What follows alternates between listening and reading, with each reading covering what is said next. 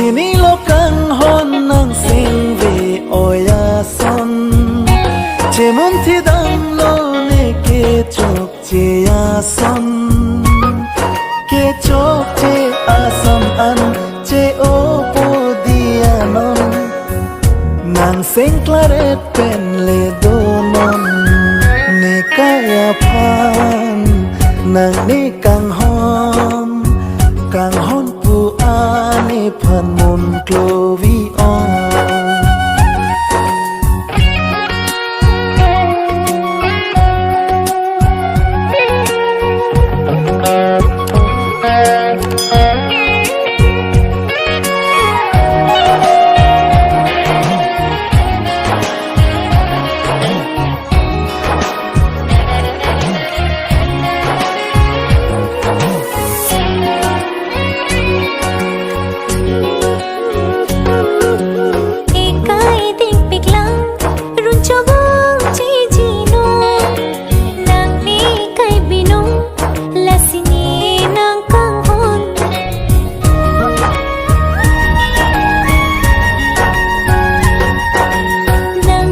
Sini phan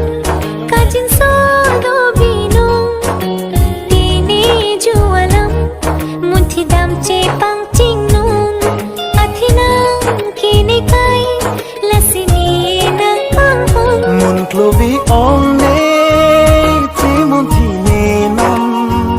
seng ron hop lo ne anam ni tang hom one ka ching hom ni nang jin so ong ni nang jing hon ong nang than ni sing ri non bong li chu bo chi ya ka ya lung sing nang chi thi nang phan thi dung bi no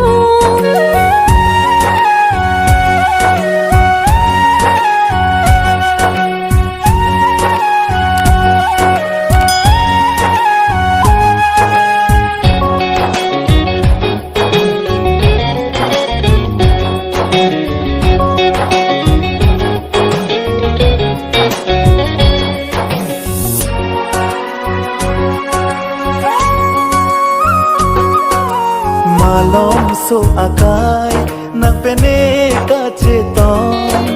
sing jing bar nang ji la sinang ne kang hon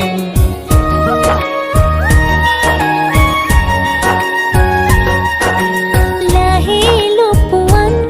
ni nang phan nang kang hon ikai chobo chi ring be jili pu ko son sing me chi bar pen si li do na ka ching hon sing duru ri non tini tan ke bong sing che pa the da sing che pa rong non nang ne phan pu a la ane kang hon